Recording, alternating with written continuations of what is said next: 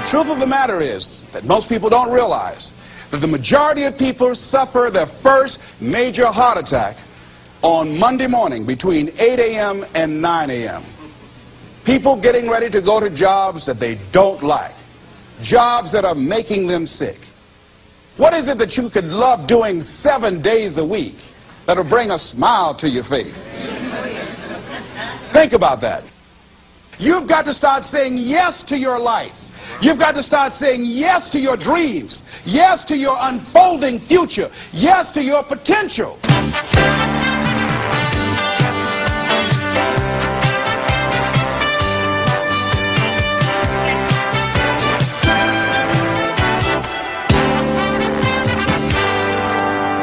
Les Brown's business is changing lives. He touches thousands of people each year. He talks to Fortune 500 companies and to personal development groups about how to find success and fulfill your dreams. In essence, his best message is himself, because Les Brown knows what it is to have come up the hard way. Les and his twin brother were adopted at the age of 6 weeks by Miss Mamie Brown, a single woman with little money and a big heart. The boys grew up in the low-income area of Liberty City outside Miami, Florida. In the 5th grade, Les was mistakenly labeled EMR, educably mentally retarded, and he became a child nobody thought would amount to anything. After making it through high school, Les set out to prove them wrong. He started on the radio, moved to Ohio, and made himself a local star as a fast-talking disc jockey. He soon became an influential community spokesman. Then he ran for the Ohio State Legislature, where he served 3 terms and became chairman of its Human Resources Committee. Les Brown is now a nationally acclaimed motivational speaker who's taught thousands of people the techniques he's used to overcome the obstacles he's faced in his own life.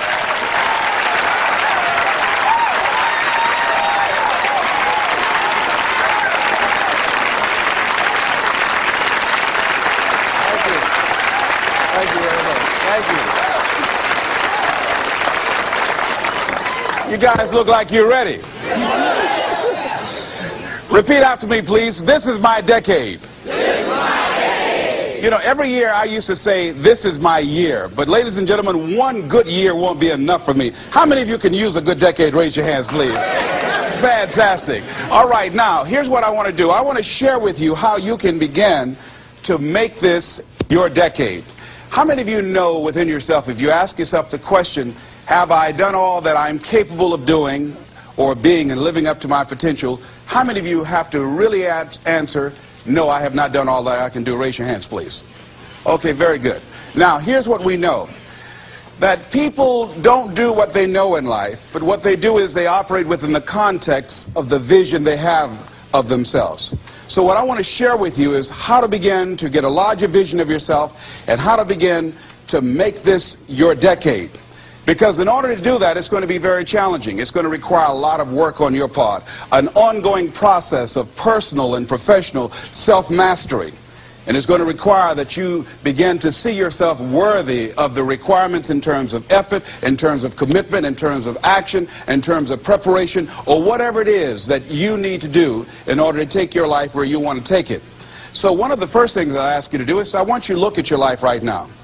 And think about something that's important to you, something that gives your life a sense of value. Think about something that you'd like to have, or something you'd like to create for you or your family or for society. I want you to hold this thought in mind. Now, one of the first things I want you to do is don't worry about the inner conversation that you're going to have. Don't worry about how you're going to do it. That's going to come. You're going to develop a plan of action. You will find the way. You'll become the kind of person that can attract the people, the resources, and everything you need in order to make that become reality. But I want you to be mindful of your inner conversation. I remember once I was sitting in an audience, and Zig Ziglar, who I consider one of the greatest motivational speakers on the planet, he was giving a speech, and I was out in the audience, and I saw him going back and forth, and within myself I said, I'd like to do that. I can do that. And I leaned over to the guy next to me. I said, how much do they pay him to do that? And he said, $5,000. I said, I know I can do that. And I admired him. And then on the way home, when I was driving from Tampa, Florida, back to Miami, Florida, my inner conversation kicked in. And it said, Les Brown, you can't do that. You don't have a college education. Les Brown, you can't do that. You don't have the money. You don't have the contacts. You've never worked for a major corporation. What makes you think that you can make more in 1 hour talking than you've made working for a whole month? Now, I want to ask you a question. How many of you have ever thought about something you wanted to do and you talked you out of it? Raise your hand, please. That inner conversation, ladies and gentlemen, is the reason that most people take their greatness, take their ideas to the graveyard with them. You know, the wealthiest place on the planet, a minister said recently, and it was so true, is not the gold mines in the various areas of the world or the diamond mines. The wealthiest place on the planet is the graveyard. Because in the graveyard we will find inventions that we never ever were exposed to. Ideas, dreams that never became reality, hopes and aspirations that were never acted upon. Because most people allow that inner conversation, for whatever reason, to keep them from ever pursuing their goals. So let us begin to look at what's required in order to make this our decade. Why is it that most people don't ever reach their goals or live up to their true potential? One is fear. And there are only two kinds of fears that we're born with. The fear of falling and the fear of a loud sound. All other fears we learn, like the fear of failure. The next is the fear of success. That's one of the major challenges I had to deal with. I was working on a major project, and after it began to grow and it was extremely successful, I panicked and I walked away from it and gave it to someone else because I didn't believe that I could handle it. The other thing that keeps most people from reaching their goals is that a lot of people become comfortable. They stop growing. They stop wanting anything. They become satisfied. They stop looking at ways in which they can improve themselves. They stop putting things in front of them. I was reading something by a great man, George Bernard Shaw, and he said something to the effect that to have succeeded is to have finished one's business on earth. Like the male spider who is killed by the female spider the moment he has succeeded in his courtship. And he goes on to say, I like a state of continual becoming with a goal in front and not behind. I remember after giving a speech at a major corporation, a gentleman came up to me who was up in years, and he said, you know, that's real great motivation for you young guys, but I've done all my work. There's nothing else for me to do. I said, oh yes, you've got a lot to give. You have a lot to offer. The fact that you're still here means that your business is not through yet. The other thing that keeps us from reaching our goal is not feeling worthy. That's where a lot of people get stuck.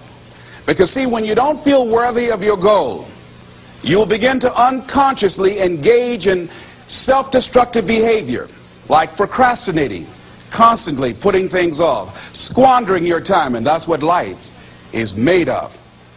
Something else that keeps us from reaching our goal, and that is many times because we spend so much time complaining and blaming everybody or everything. I'm reminded of a friend of mine who talked about the fact that one day he was walking by this house and some people were sitting on a porch, and there was a dog on the porch, and this dog was just moaning and groaning.